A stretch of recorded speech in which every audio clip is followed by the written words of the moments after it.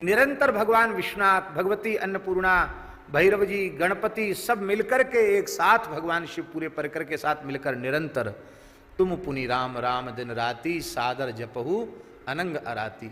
शिव जी राम राम जपते हैं, पार्वती जी राम राम जपती हैं, गणेश जी, कार्तिकेय जी, भैरव जी, नंदीश्वर जी सब राम राम जपते हैं। ये राम नाम क्या है?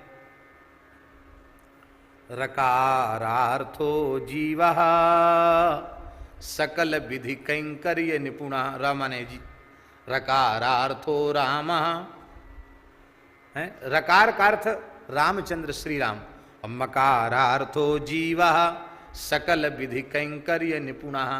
और रकार और मकार के बीच में आकार है, ये जीव और ब्रह्म के संबंध को जोड़ने वाला आकार है। ये आकार कौन है? अकारो जानकी प्रोक्ता, श्री जानकी जी आकार हैं, अर्थात मकार रूपी जीव को आकार स्वरूपा जानकी जी रकार रूप राम जी की शरण में पहुंचा रही हैं। ये भाव है राम नाम के पीछे। तो ये राम नाम जो है रकार मकार, इसी से संपूर्ण सृष्टि का विकास हुआ है। रकार मकार से सृष्टि का विकास हुआ, ये बात गोस्वामी तुलसीदास जी महाराज इस पद में कह रहे हैं। पूरे विश्व का प्रकाश करने वाला, विकास करने वाला श्री राम नाम है, और जीव को ब्रह्म स्वरूप की अनुभूति कराने वाला भी राम नाम ही है। अब देखो,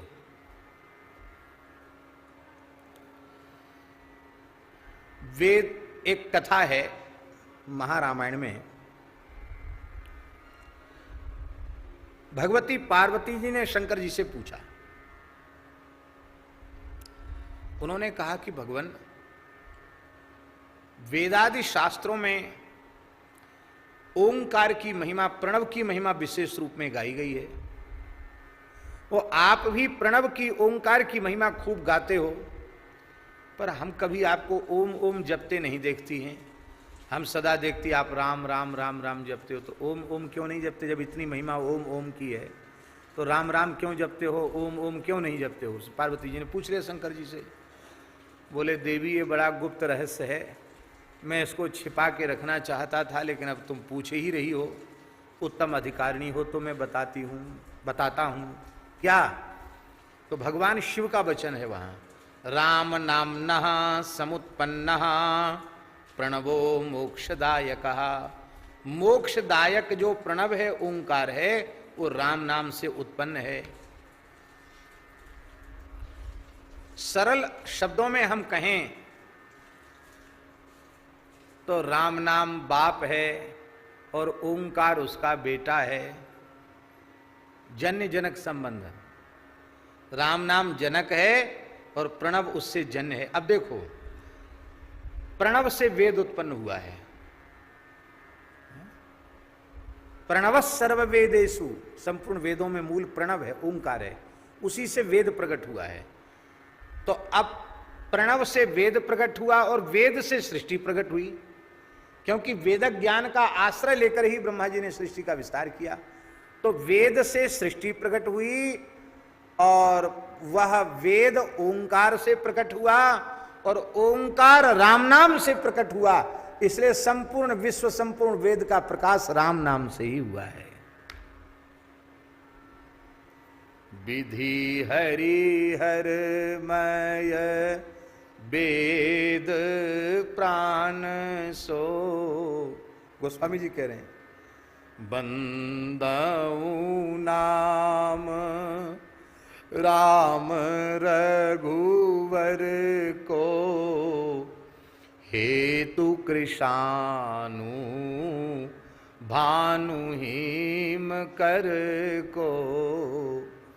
विधि हरि हर मय वेद प्राण सो, अगुण अनुपम गुण निधान सो। विधि हरिहर मय, ये विधि हरिहर मय क्यों कहा? प्रणव में अकार नारायण है, उकार ब्रह्मा जी हैं, और मकार शिव जी हैं, ब्रह्मा विष्णु महेश। ऐसे ही, और वो आ उ मा ओम, वो राम से प्रकट हुआ है। इसलिए ब्रह्मा विष्णु शिव ये तीनों राम नाम से ही उत्पन्न है। विधि हरिहर में वेद प्राण सो अगुण अनुपम। प्राकृत गुणों से रहित है, ये अनुपम है। और गुण निधान सो महामंत्र जय जपत महेशु काशी मुकुति हेतु उपदेशु महामंत्र। ऐसा सुंदर। अब आपके मन में प्रश्न हो रहा होगा कि आपने कह तो दिया कि ओंकार राम नाम से प्रकट है, पर राम से ओम कैसे प्रकट है? अब यहां व्याकरण के विद्यार्थी कोई बैठे होंगे, ऐसे विद्यार्थी नहीं कि जिनको केवल संज्ञा प्रकरण कंठस्थ हो गया तो नहीं, कम से कम लघु सिद्धांत और सिद्धांत कौमुदी तक भी ठीक से जिन्होंने पढ़ लिया हो, ऐसे विद्यार्थी बैठे होंगे तो उनको जल्दी समझ में आ जाएगा। राम में क्या है? रा, आ और मा, ये है ना। उसका पदच्छेद करेंगे तो क्या करेंगे? रा, आ और मा, ये पदच्छेद उसका होगा।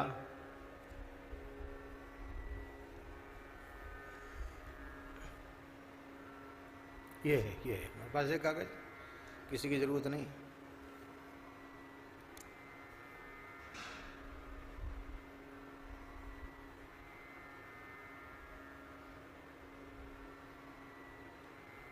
ये रा, आ और मा, ये हो गया ना, ठीक है, पदच्छेद। अब ये प्रसोदरादि गण में पठित है और महर्षि पाणिनि का सूत्र है प्रसोदरादीन यथोपदिष्टम। इससे वर्ण व्यत्यास हो जाता है। वर्ण व्यत्यास का मतलब है ये जो बड़ा आ था वो रा के आगे आ गया, ठीक है। तो अब क्या हुआ?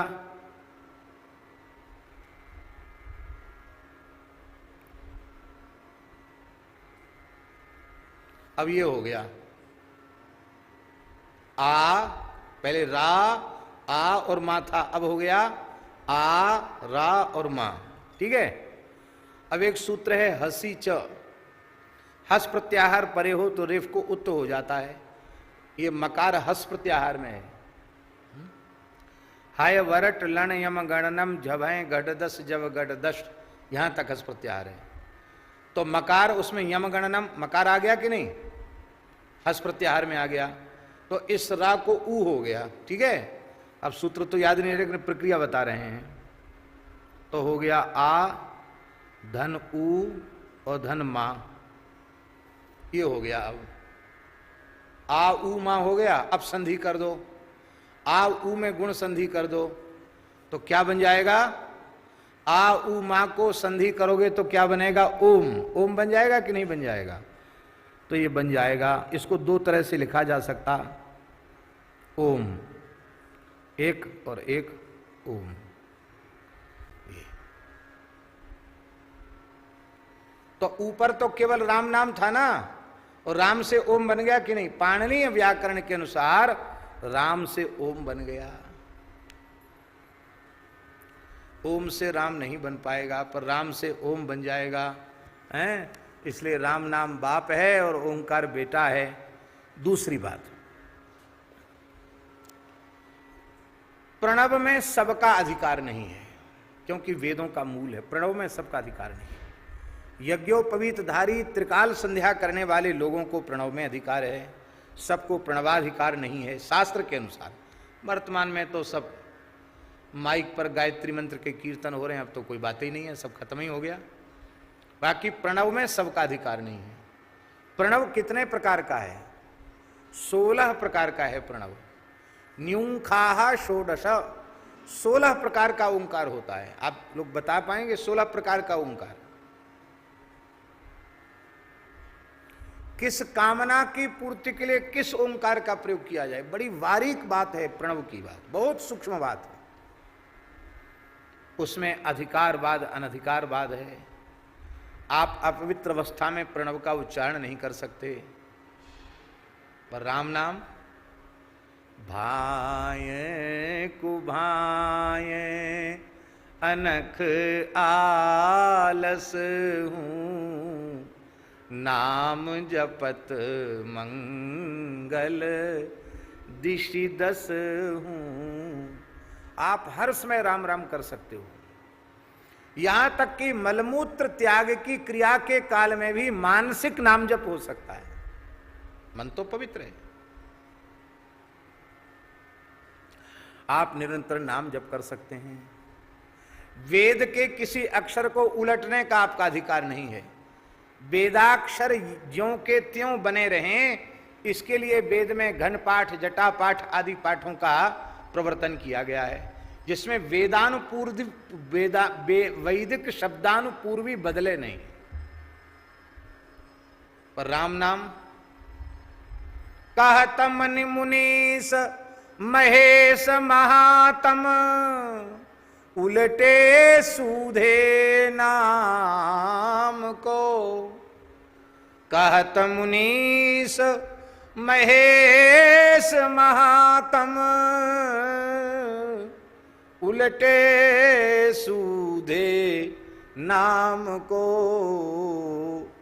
कली नाम काम तरु राम को, उलटा नाम जपत जग जाना। वाल्मीकि भय ब्रह्म समाना। यहां मरा मरा जपने पर भी राम राम हो जाता है, तो ये बड़ी विलक्षण बात है। बोलो भक्तवत्सल भगवान की जय। यही राम नाम से ही वेद का प्रकाश और वेद से संपूर्ण ब्रह्मांड का प्रकाश, इसलिए सब कुछ राम नाम में ही विद्यमान है। और क्या है? बोलो भक्तवत्सल भगवान की जय। और क्या है? पंचाक्षरी प्राण मुद माधव, गव्य सुपंच नदासी। अब देखो, शिव पंचाक्षर में भी 5 अक्षर हैं और प्राण भी 5 ही हैं। प्राण, अपान, व्यान, समान और उदान, ये 5 ही प्राण हैं। तो 5 प्राण और पंचाक्षर, यही इसके 5 प्राण हैं।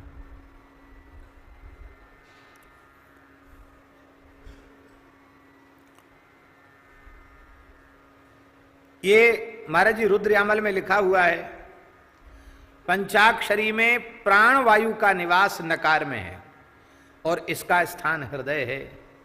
इस नकार के उच्चारण से धन संपत्ति का लाभ होता है, आरोग्य की प्राप्ति होती है और कार्य सिद्धि होती है। नकारे धन संपत्तिर बहुलाभो भविष्यति, आरोग्यम सफलम कार्यम भवेत् तत्र न संशयः। मकार ये अपान प्राण का प्रतीक है। हृदय प्राणः गुदे पानः, मूलाधार चक्र में अपान का स्थान है। वो अपान क्या है? मकारे निधनम नाशः मापदश्च पदे पदे, न भोगो लभते तस्य तत्सर्वम निष्फलम भवेत्। कहते आपदा, अनिष्ट, अमंगल का नाशक जो है वो मकार है, जो अपान वायु का स्वरूप है, अपान प्राण का स्वरूप है। और महाराज जी नमः शिवाय, शिकार क्या है? बोले समान रूपक, जो समान प्राण जो है उसका प्रतीक वो शी है। इसका